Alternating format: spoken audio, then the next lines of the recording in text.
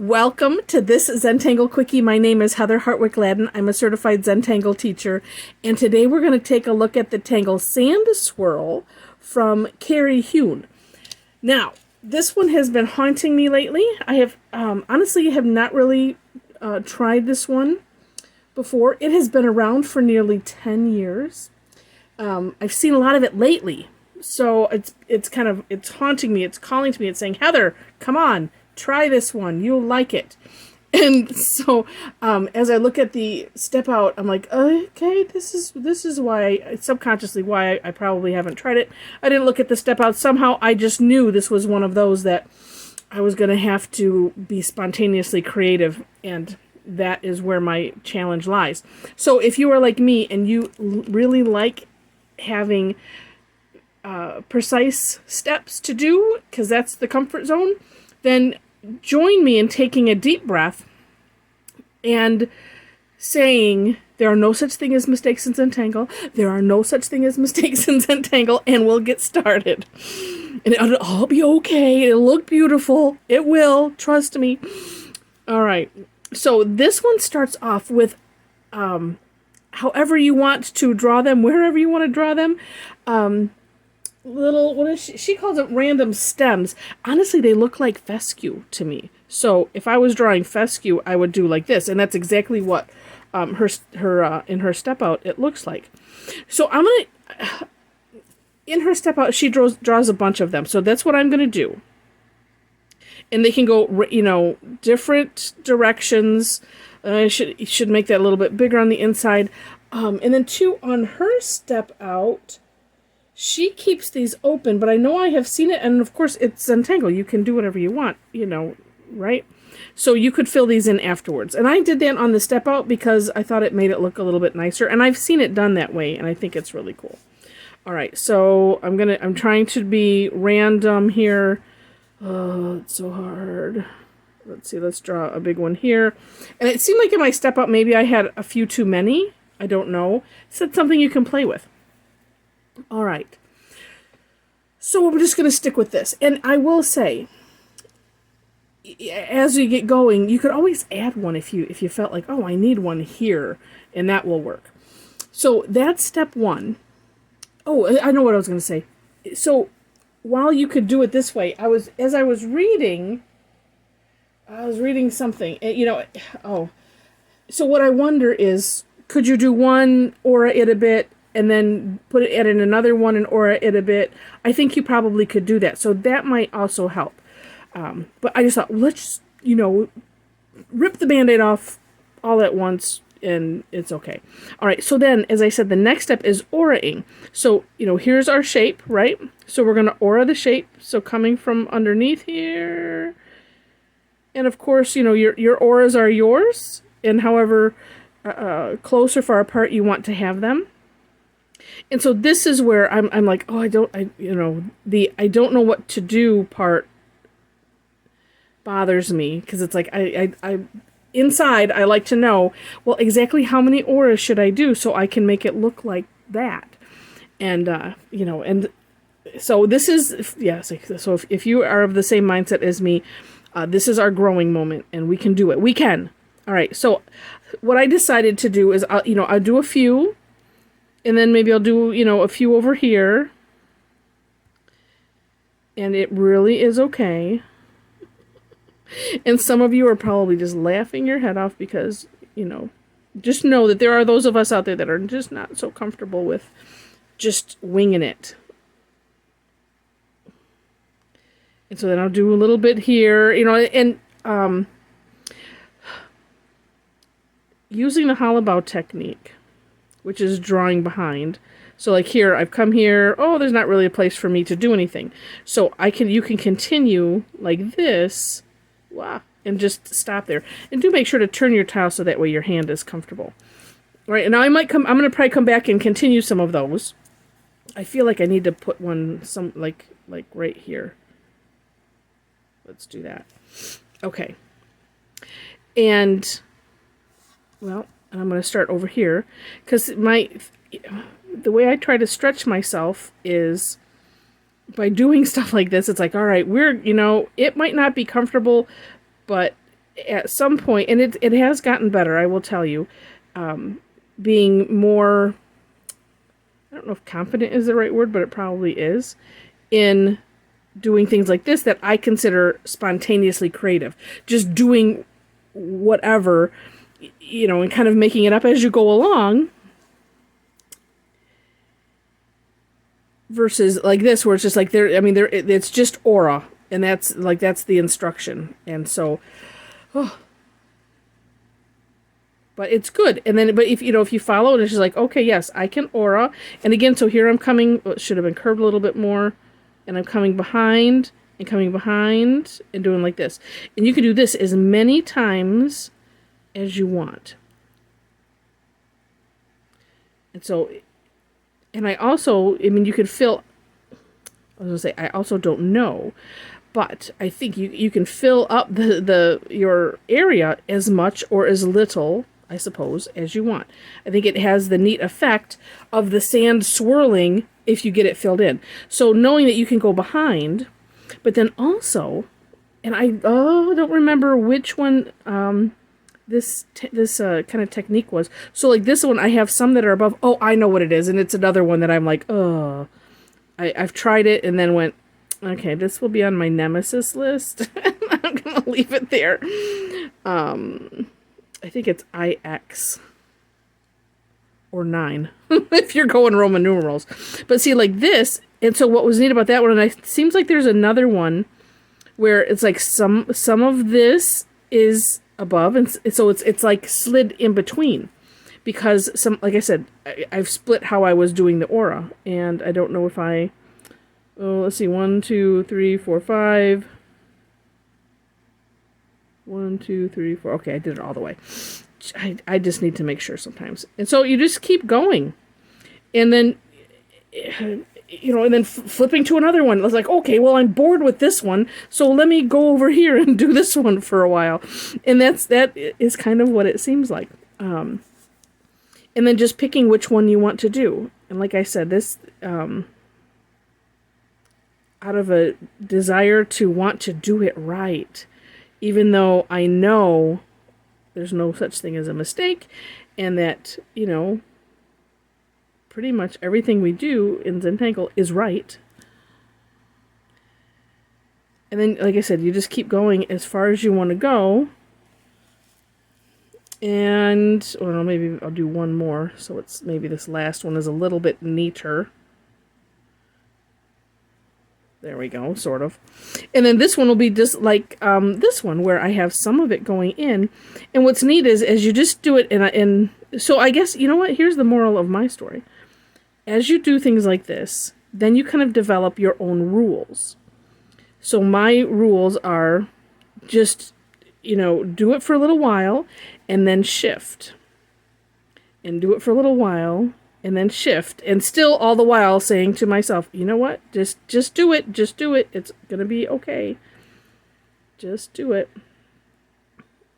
And if you go slow, then it will be. And let's see. And then, and then stop every so often and assess. It's like, well, okay, well, where else do I want to go? I wouldn't mind to maybe, fill out some more down here, but I think this looks barer. And so let's do some more over here. And so this one, and so by doing this, we're getting that, let's see. And that one, okay, and it's going to come out here. So you kind of have to follow where, follow this. Let's see, and this is going to kind of come up here. And that way we're filling up this nice area with those long, with the long bits. And I can't really, well, see, no, well, I can probably skip that one up there. And then when you feel like you're done, you're done. And it's one of those, just be okay with it. It's all right. Actually, I feel like I just want to come out a little bit more. Then I can keep filling. And I'm going off the page here. Yeah, something like that. Okay. Now let me, so you see what it looks like with, oh, actually, you know what, let me do some shading first, and then I can fill those in. Yeah, I'll do that afterwards. So that way then you can kind of have a really good idea of, oh, that's, let's see what it looks like with, oh, there it is. Like, I keep losing. I'm going to use my little golf pencil, just because I like the graphite that comes out of it, versus my woodless graphite pencil. So where I'm going to shade is all of these lines. So where this is kind of going under, where you know, you have a straight line and a bunch of lines going in like this. So I'm putting some graphite on the outside of that line, so where all of the lines are coming in. Basically so this is like tucking underneath. And so like here as well. This will also, so I have some like little messy parts there. And if you start off with those, because I think too, like right here where this line is, well, yeah, because these are all going underneath. So that's has become my rule for shading on these, and you'll see how neat that looks. You know, and actually this one was it just occurred to me. It's like, well, I could wait on this until after, but it's okay. Oh, and this is kind of going to go all the way around. Oh, that's going to be neat, except not right there. And here.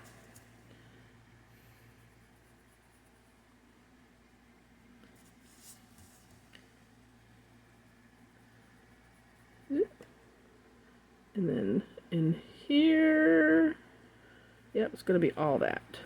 So this is going to probably get, you know, nice and dark under there, as it should be, because it kind of looks like a little hole in there.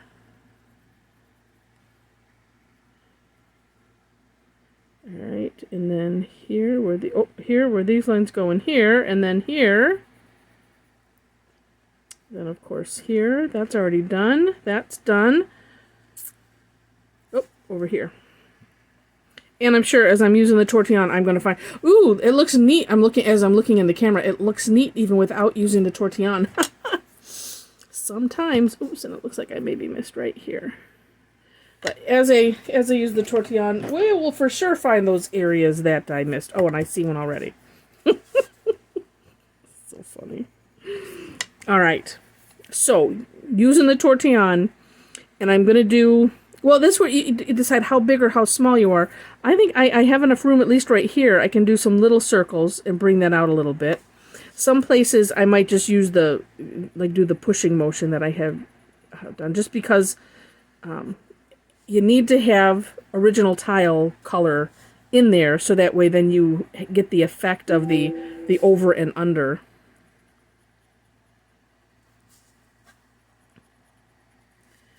And you can just do little circles, which is almost like scooting it, you know, side to side. And then one technique too is always keep the point of the tortillon on the line that I don't want to cross. So that way, so as I'm doing my circles, I mean, you still have to be careful. If I was doing slow motion, I'm going like, you know, I'm pulling the graphite down just a little bit.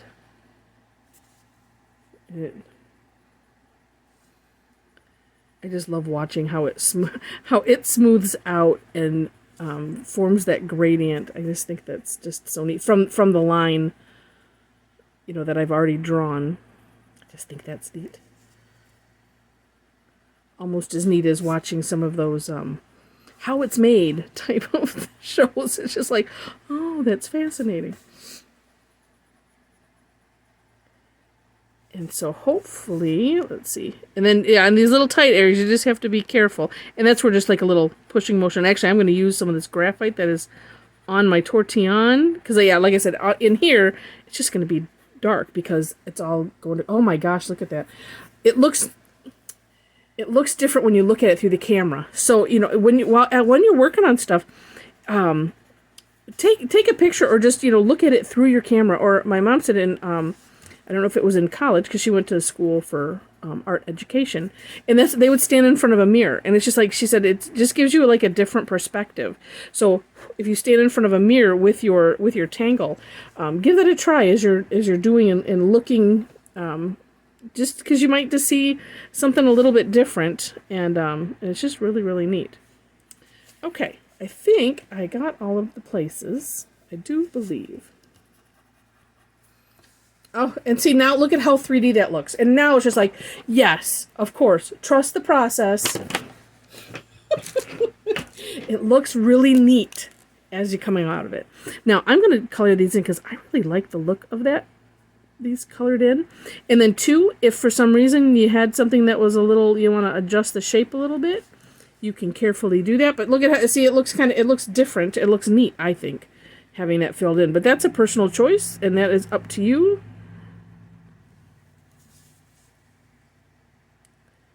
See, like this, I can kind of make it a little wider, a little rounder, and fill up that space a little bit because it just was a little odd.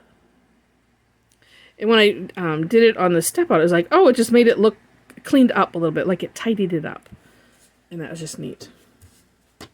So there we go. That is Sand Swirl.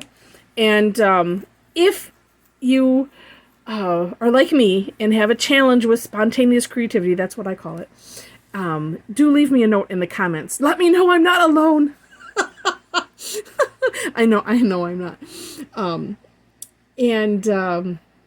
And also, so if you like the video, would love to have a thumbs up. If you haven't yet subscribed to the channel, I would be honored if you would subscribe.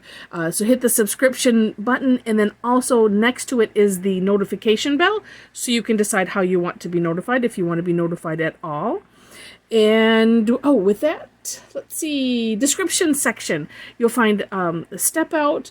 I will probably put, I'm going to put a link to the Tangle Patterns link in there, so that way you can see Karry's step out, and that's the for more inspiration. And also in that same section are ways to connect with me if you like.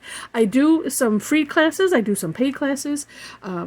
Information there to connect on my website, tangleaddicts.com, and just click on the link for classes.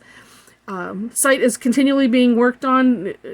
WordPress kind of changed some things when I started working on it again, so it was like having to relearn it. So some of the other links I'm trying to like just at least take them off until they're all good. But as you'll see, the objective of the site is to categorize tangles in different ways.